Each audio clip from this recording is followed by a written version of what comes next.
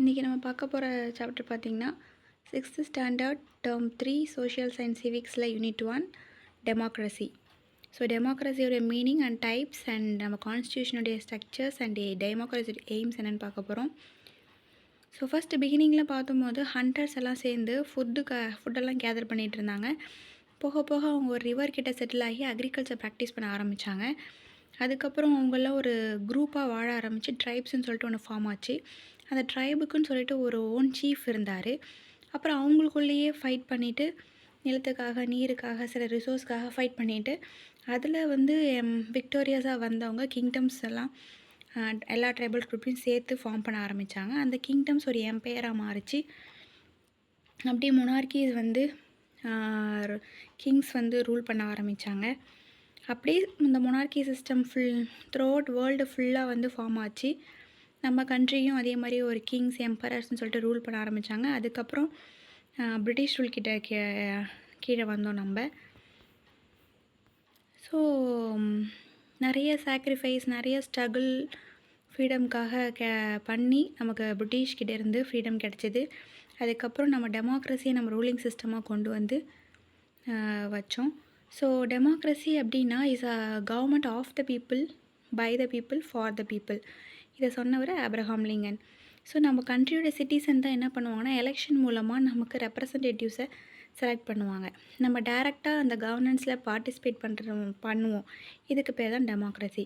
So democratic ஃபார்மில் பார்த்தோம் அப்படின்னா கவர்மெண்ட்டில் பார்த்தோம் அப்படின்னா சில கொஞ்சம் பவர் வந்து நம்ம மக்கள்கிட்ட இருக்கும். பீப்புள் வந்து கண்ட்ரியோட பாலிட்டிக்ஸில் பார்ட்டிசிபேட் பண்ணி டெசிஷன் வந்து மேக் பண்ணுவோம். இதிலே டிஃப்ரெண்ட் டைப்ஸ் ஆஃப் டெமோக்ரஸி இருக்குது. டைரக்ட் அண்ட் இன்டைரக்ட் ரெப்ரசன்டேட்டிவ் டெமோக்ரஸின்னு சொல்லுவோம். அந்த ரெப்ரசன்டேட்டிவ் டெமோக்ரஸி அப்படின்னா ரொம்ப most popular forms of government. So டெமோக்ரஸியோட பர்த் பிளேஸ்ன்னு எடுத்துட்டோன்னா க்ரீஸ். ஸோ டெமோக்ரஸின்ற டேர்ம் வந்து 2 க்ரீக் வேர்ட்லேருந்து வந்தது. ஒன்று demos and kratia. Demos means people, கிரேட்டியானா பவர் இல்லை ரூல். டைரக்ட் டெமோக்ரஸினா என்ன அப்படின்னா பீப்புளே வந்து லா ஃப்ரேம் பண்ணுறதுக்கான பவர் இருக்கும் பீப்புளுக்கே. இப்போ ஒரு ஸ்போர்ட்ஸ் கிளப் எடுத்துட்டோம் அப்படின்னா எல்லாரும் அங்கே இருக்கிற எல்லாருமே டிஸ்கஸ் பண்ணி ஒரு லா அண்ட் ரூல்ஸை அமெண்ட் பண்ணுவாங்க.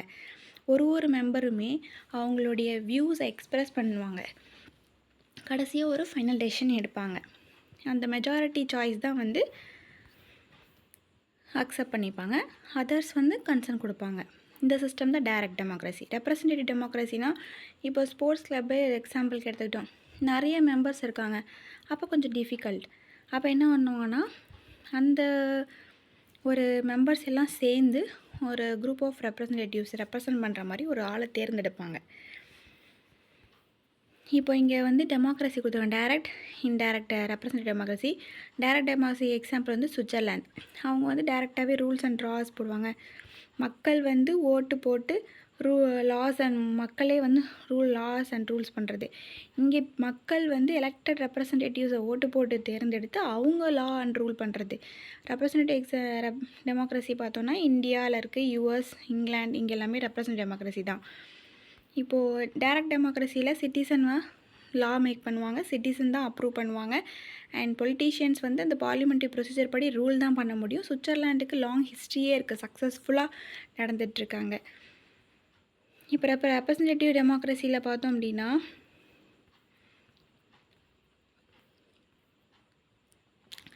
பவர் டு டேக் டெசிஷன் அப்படின்றது ஹெட்டுக்கிட்ட இருக்காது. ஸோ குரூப்பாக வந்து பவரை ஹோல்ட் பண்ணி வச்சுருப்பாங்க. எல்லா மெம்பர்ஸும் வந்து ஓப்பன் டிஸ்கஷன் பண்ணி அதை ஃபைனல் டெசிஷன் எடுப்பாங்க. ஸோ இதுதான் democratic way of decision making. இப்போது பார்லிமெண்ட்ரி டெமோக்ரஸி, பிரசிடென்ஷியல் டெமோக்ரஸின்னு இருக்குது. ரெப்ரசன்டேட்டிவ்லே பார்லிமெண்ட்ரி நம்ம இந்தியா பார்லிமெண்ட் தான் இங்கிலாண்டில் இருக்குது. பிரசிடென்ஷியல் போது US and Canada. So rules and ரெகுலேஷன்ஸ்லாம் வச்சு தான் ஒரு நாட்டை வந்து கவர்ன் பண்ண முடியும்.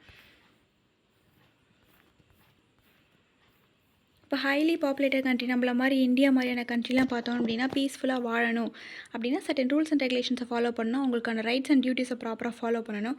நம்ம கான்ஸ்டியூஷன் அதுக்காகவே கைட்ஸ் கொடுத்துருக்காங்க, லா அண்ட் ஆர்டர் மெயின்டைன் பண்ணுறதுக்காக. 2007 வந்து யுஎன்ஓ ஜென்ரல் அசம்பிளி வந்து 15th செப்டம்பரை இன்டர்நேஷ்னல் டே ஆஃப் டெமோக்ரஸின்னு சொல்லிட்டு அப்சர்வ் பண்ணியிருக்காங்க. நம்ம கான்ஸ்டியூஷனில் என்னென்ன ரைட்ஸ் எல்லாம் கொடுத்துருக்காங்கன்னு பார்த்தோன்னா, நம்ம கான்ஸ்டியூஷன் ஃப்ரீடம் கொடுத்துருக்கு, equality, justice to every one அப்படின்னு சொல்லி என்ஷூர் பண்ணியிருக்காங்க.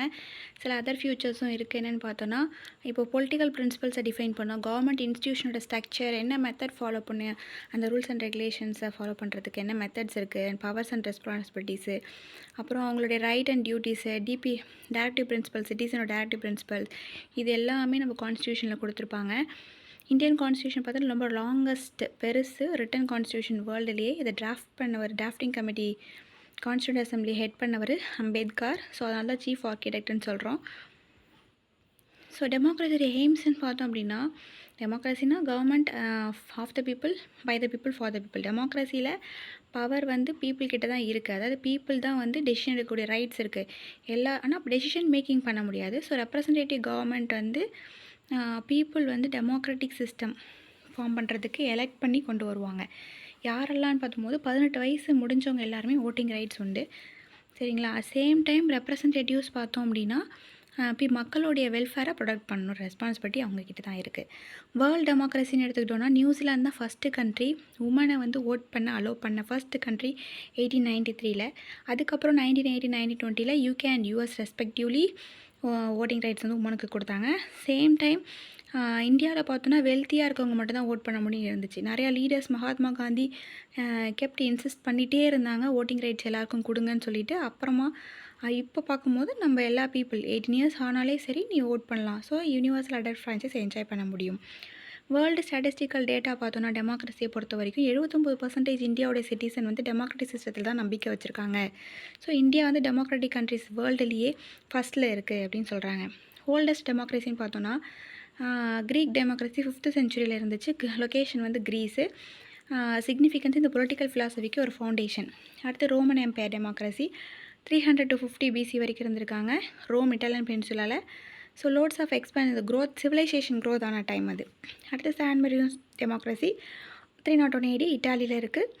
இயர்லியஸ்ட் ரிட்டன் கான்ஸ்டியூஷன் இன்னமும் அங்கே இருக்குது அப்படின்றது தான். அடுத்து Iceland 930 AD and Thingvellir the oldest longest functioning parliament வேர்ல்டுலேயே. அடுத்து Isle of Man democracy 927 AD great பிரிட்டனுக்கும் அயர்லாண்டுக்கு நடுவில் இருக்குது. Self governing position of crown. And British democracy 13th century இங்கிலாண்டில் இருக்குது. மேக்னா கார்ட்டா ஆஃப் 1215 சொல்லுவாங்க. யூஎஸ் டெமோக்ரஸி அமெரிக்காவில் இருக்குது. 1789 AD ஓல்டஸ்ட் ஸ்டாண்டிங் டெமோக்ரஸின்னு சொல்லுவாங்க. ஸோ இங்கே ரீகேப் கொடுத்துருக்காங்க. நெக்ஸ்ட் வந்து choose the correct answer. Early men settled near எங்கன்னா bank of river. The birth place of டெமோக்ரஸின்றது கிரீஸ். செப்டம்பர் 15 தான் வந்து இன்டர்நேஷ்னல் டெமோக்ரஸி டேன்னு சொல்லி செலிப்ரேட் பண்ணுறோம். யாருக்கு ரைட் டு ஒர்க் இந்த டேரக்ட் டெமோக்ரஸி போது எல்லா eligible voters. So direct democracy எங்கே ப்ராக்டிஸ் பண்ணாங்கன்னா சுவிட்சர்லாண்ட். டெமோக்ரஸி டெஃபினேஷனை யார் டிஃபைன் பண்ணாங்கன்னா Abraham Lincoln. And people choose the representatives by giving the votes. In our country நம்ம ரெப்ரசன்டேட்டிவ் டெமோக்ரஸி தான் வந்து ப்ராக்டிஸ் பண்ணுறோம். ஓகேங்களா? இதோட இந்த யூனிட் முடிஞ்சிருச்சு. நம்ம நெக்ஸ்ட் யூனிட்டில் பார்க்கலாம். இந்த வீடியோ பிடிச்சிருந்துச்சுன்னா லைக் பண்ணுங்கள், ஷேர் பண்ணுங்கள், மறக்காமல் சப்ஸ்கிரைப் பண்ணுங்கள். தேங்க்யூ.